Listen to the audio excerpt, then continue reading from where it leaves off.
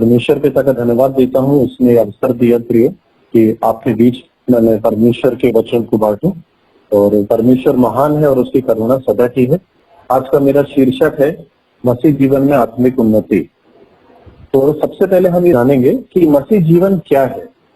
आप सोचते होंगे कि मसीह परिवार में जन्म लेने से मसीह कहलाते हैं, पर ऐसा नहीं है। जो व्यक्ति यीशु मसीह को अपना प्रभु और उद्धारकर्ता स्वीकारता है और मन फिराकर अपने पापों से प्रायश्चित करता है, वह नया जीवन प्राप्त करता है और यीशु मसीह के प्रायश्चित बलिदान पर विश्वास करके पवित्र आत्मा से संचालित जीवन जीता है।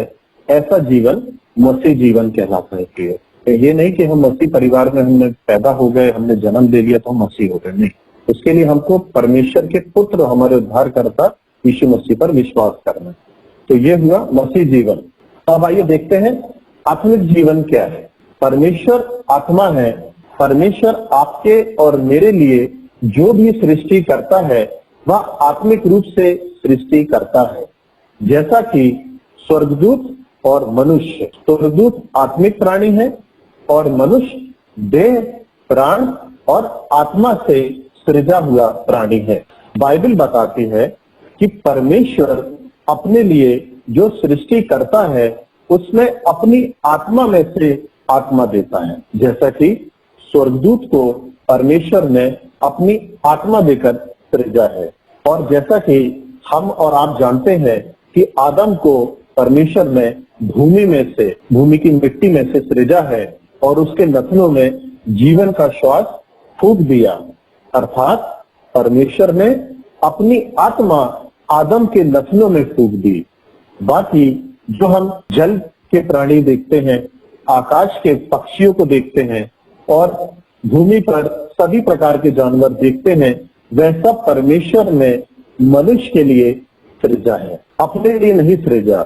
इसलिए इन जानवरों में आत्मा नहीं होती, इनमें प्राण होता है। परमेश्वर ने जो मनुष्य की सृष्टि की और स्वर्गदूतों की सृष्टि की, इनमें परमेश्वर ने अपनी आत्मा दिया हुआ है। परमेश्वर ने अपनी आत्मा इन दोनों प्राणियों में इसीलिए दिया है क्योंकि ये दोनों परमेश्वर से संपर्क बना सके और परमेश्वर स्वयं भी इन दोनों से संपर्क बना सके। हम आप जानते हैं कि अदन वाटिका में परमेश्वर आदम से मिलने आता था और इस प्रकार से परमेश्वर भी मनुष्य से संपर्क करता था। वर्तमान दिनों में परमेश्वर ने अपनी पवित्र आत्मा इस पृथ्वी पर दिया हुआ है ताकि मनुष्य पवित्र आत्मा के द्वारा परमेश्वर से संपर्क कर सके और परमेश्वर भी पवित्र आत्मा के द्वारा मनुष्य से संपर्क कर सके। अब आप समझ गए होंगे कि परमेश्वर ने पवित्र आत्मा मनुष्य को क्यों दिया। और परमेश्वर का वचन पहला कुरिन्थियों उसके 6वें अध्याय और उसकी 19वीं आयत में बताता है कि क्या तुम नहीं जानते कि तुम्हारा शरीर पवित्र आत्मा का मंदिर है जो तुम में बसा हुआ है और तुम्हें परमेश्वर की ओर से मिला है। इसी प्रकार एक और वचन में बाइबल बताती है, पहला कुरिन्थियों उसका 3रा अध्याय उसकी 16वीं आयत, कि तुम परमेश्वर का मंदिर हो और परमेश्वर का आत्मा तुम में निवास करता है। यदि कोई परमेश्वर के मंदिर को नष्ट करेगा तो परमेश्वर उसे नष्ट करेगा, क्योंकि परमेश्वर का मंदिर पवित्र है और वह तुम हो। इसलिए बाइबल सबोपदेशक की पुस्तक उसके 12वें अध्याय और उसकी 7वीं आयत में हमको बताती है कि मिट्टी ज्यों की त्यों मिट्टी में मिल जाएगी और आत्मा परमेश्वर के पास जिसने उसे दिया है लौट जाएगी। यही बात परमेश्वर ने आदम से कही थी कि तू मिट्टी तो है और मिट्टी ही में फिर मिल जाएगा। अब आप समझ ही गए होंगे कि मनुष्य जो कि देह, प्राण और आत्मा से बना हुआ है, उसका शरीर जो कि देह और प्राण है वह मिट्टी में मिल जाएगा और आत्मा परमेश्वर के पास न्याय के लिए लौट जाएगी। इसीलिए शरीर नाशवान और आत्मा अमर है। इसलिए इस आत्मा की उन्नति को समझने का प्रयास करना चाहिए, जैसा कि हमारा आज का विषय है मसीह जीवन में आत्मिक उन्नति। इसलिए आइए हम मिलकर आत्मिक उन्नति को समझने का प्रयास करते हैं। उन्नति शब्द के बारे में अंग्रेजी में एक शब्द आया है जिसको कहते हैं ग्रोथ। ग्रोथ को हिंदी में उन्नति कहते हैं और अंग्रेजी में ग्रोथ बोला जाता है। GROWTH। जी से मतलब होता है गिविंग यानी देना। आर से मतलब होता है रेडीनेस, तैयार करना। ओ से मतलब रहता है ओबीडियंट। W से मतलब होता है विटनेस। T से मतलब होता है ट्रुथ यानी सत्य। और H से मतलब होता है हेल्दी यानी स्वस्थ रहना चाहिए। आइए हम एक एक शब्द को बहुत ध्यान से देखते हैं कि परमेश्वर का वचन इसको क्या बताता है। जी का मतलब होता है गिविंग। गिविंग यानी देना। परमेश्वर के राज्य में कैसे दे सकते हैं, आइए वचन क्या बताता है उसको देखते हैं। दूसरा कुरिन्थियों उसका 9वां अध्याय और उसकी 7वीं आयत में इस प्रकार लिखा है, प्रियो, हर एक जन जैसा मन में ठाने वैसा ही दान करे, ना तोड़ के और ना ही दबाव से, क्योंकि परमेश्वर हर्ष से देने वाले से प्रेम रखता है। तो यहाँ पर हमने देखा जी स्टैंड्स फॉर गिविंग यानी देना। हमको क्या देना है परमेश्वर को? परमेश्वर के राज्य के लिए हमको अपना दशमांश देना है, अपना समय देना है, और परमेश्वर के राज्य के लिए हमको जो भी हम दे सकते हैं उसको हमको देना है। ये नहीं कि हमने सिर्फ दान दे दिए, दशमांश दे दिए, लेकिन परमेश्वर के राज्य के लिए हम अपना समय दें, अपना टैलेंट दें, हम अपना बेस्ट से बेस्ट परमेश्वर को देना चाहिए। तो जी का मतलब होता है गिविंग यानी देना सीखें। आर का मतलब होता है रेडीनेस। रेडीनेस का मतलब है तैयार रहें। आइए वचन में से देखेंगे दूसरा तीमुथियों उसका 4वां अध्याय और उसकी 2री आयत में इस प्रकार लिखा है कि तू वचन प्रचार कर, समय और असमय तैयार रहे, सब प्रकार की सहनशीलता और शिक्षा के साथ उलाहना दे। तो हमने देखा दूसरा तीमुथियों उसका 4वां अध्याय उसकी 2री आयत में कि परमेश्वर हमसे चाहता है कि हम तैयार रहें, समय और असमय परमेश्वर के वचन के लिए, परमेश्वर के काम के लिए तैयार रहें। आइए तीसरा अल्फाबेट देखते हैं उन्नति यानी ग्रोथ का। ओ का मतलब होता है ओबीडियंट यानी आज्ञाकारिता। बाइबल हमको बताती है यूहन्ना रचित सुसमाचार उसका 14वां अध्याय और उसकी 23वीं आयत में यीशु ने उसको उत्तर दिया, यदि कोई मुझसे प्रेम रखे तो वह मेरे वचन को मानेगा और मेरा पिता उससे प्रेम रखेगा और हम उसके पास आएंगे और उसके साथ बात करेंगे। एक और वचन हम बाइबल में से देख सकते हैं, पहला शमूएल उसका 15वां अध्याय उसकी 22वीं आयत में इस प्रकार लिखा है, क्या यहोवा होम बलियों और मेल बलियों से उतना प्रसन्न होता है जितना कि अपनी बात के माने जाने से प्रसन्न होता है। तो मानना तो बलि चढ़ाने से और कान लगाना मेढ़ों की चर्बी से उत्तम है।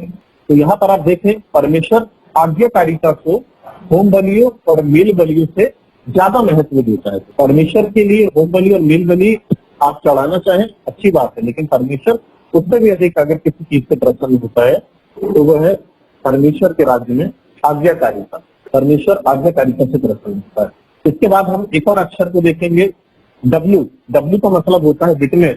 GRO हमने देख लिया।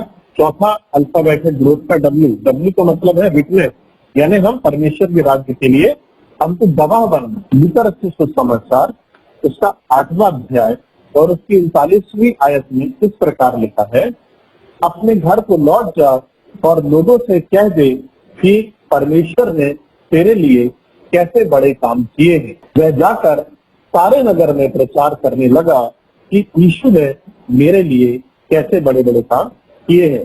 तो यहाँ हम देख सकते हैं प्रियो कि एक परमेश्वर के राज्य में एक विवरण दिया गया है एक व्यक्ति का जिसमें दुष्ट आत्माएं समाई थी और परमेश्वर ने उस व्यक्ति के जीवन में से दुष्ट आत्माओं को निकाला और फिर परमेश्वर ने एक काम उसको दिया। वो काम क्या था कि जाकर अपने लोगों के बीच में गवाही दे। जब यीशु मसीह ने उसको सिलाई दे दिया तो उसने जाकर यीशु मसीह के राज्य का प्रचार किया। ग्रोथ का 5वां अल्फाबेट है T। GROWT। T stands for truth, सत्य। आइए हम देखते हैं वचन क्या बोलता है। यूहन्ना रचित सुसमाचार उसका 17वां अध्याय और उसकी 17वीं आयत में इस प्रकार लिखा है, सत्य के द्वारा उन्हें पवित्र कर, तेरा वचन सत्य है। यीशु मसीह यहाँ पर इस बात को हमको सिखा रहे हैं अपने महायाजकी प्रार्थना में कि परमेश्वर तेरा वचन क्या है, सत्य है। और हम सब जानते हैं कि यीशु मसीह भी मार्ग, सत्य और जीवन है। और वो क्या प्रार्थना कर रहा है परमेश्वर से कि सत्य के द्वारा उन्हें, यानी जो परमेश्वर पर विश्वास करते हैं, उन्हें पवित्र कर, क्योंकि तेरा वचन सत्य है। अब हम एक और आयत देखेंगे, भजन संहिता की पुस्तक उसका 25वां अध्याय और उसकी 5वीं आयत, जहाँ पर इस प्रकार लिखा है, मुझे अपने सत्य पर चला और शिक्षा दे, क्योंकि तू मेरा उद्धार करने वाला परमेश्वर है। मैं दिन भर तेरी ही बाट देखता रहता हूँ। आप देखें यहाँ पर इस प्रकार लिखा हुआ है, परमेश्वर का जो चुना हुआ व्यक्ति था वो था राजा दाऊद। और राजा दाऊद भजन संहिता की पुस्तक में इस प्रकार लिख बोलता है, मुझे अपने सत्य पर चला और शिक्षा दे, क्योंकि तू मेरा उद्धार करने वाला परमेश्वर है। मैं दिन भर तेरी ही बाट देखता हूँ। तो हम यहाँ देखें, हमको भी राजा दाऊद के समान अपने आत्मिक जीवन में सत्य पर चलना ही चाहिए, सत्य पर चलना है, सत्य की गवाही देनी। आइए लास्ट वर्ड हम देख लेंगे ग्रोथ का, जो कहलाता है एच स्टैंड फॉर हेल्थ, यानी स्वस्थ रहेंगे। आइए वचन में से देखते हैं, 3 यूहन्ना उसका 1 अध्याय और उसकी 2री आयत में इस प्रकार लिखा है, प्रियो हे प्रिय, मेरी यह प्रार्थना है कि जैसे तू आत्मिक उन्नति कर रहा है, वैसे ही तू सब बातों में उन्नति करे और भला चंगा रहे। सब बातों में उन्नति कर रहा है, वैसे ही आत्मिक बातों में उन्नति करे और भला चंगा रहे। परमेश्वर के लिए भले चंगे कब रह सकते हैं प्रियो? जब हमारा शरीर स्वस्थ रहेगा। हम परमेश्वर की काम बहुत अच्छे से तब कर सकते हैं जब हमारा शरीर स्वस्थ रहेगा। हम स्वस्थ रहेंगे, हम एक अच्छी दिनचर्या को हम पूरी करेंगे। इसी प्रकार जब हमारा शरीर स्वस्थ रहेगा तो हम परमेश्वर के राज्य में बहुतायत से काम कर सकते हैं। तो हमने देखा इन 6 अक्षरों से ग्रोथ को कि किस प्रकार से हम आत्मिक जीवन में भी तरक्की कर सकते हैं, देकर परमेश्वर के राज्य में अपना समय, अपना टैलेंट देकर। दूसरा है तैयार रहकर, रेडीनेस। तीसरा है आज्ञाकारिता, ओबीडियंट। चौथा था गवाह बनकर, विटनेस। 5वां था सत्य बोलकर, सत्य की गवाही देकर, ट्रुथ। और 6वां था हेल्थ, स्वस्थ रहकर। आज की स्टडी में हमने देखा कि ग्रोथ को ध्यान में रखकर हम अपना आत्म मूल्यांकन करें और अपने आत्मिक जीवन में प्रभु को महिमा दे दें। जब हम अपना आत्म मूल्यांकन करेंगे कि किस प्रकार से हम अभी मसीह जीवन में कहाँ तक पहुंचे हैं, तब हम आत्मिक जीवन में उन्नति करने शुरू कर देंगे। और ये जो हमने चीजें को सीखा है बाइबल के अलग अलग पदों से, परमेश्वर मेरी और आपकी मदद करे कि हम आत्मिक बातों में उन्नति करें और परमेश्वर के नाम को महिमा दें। धन्यवाद।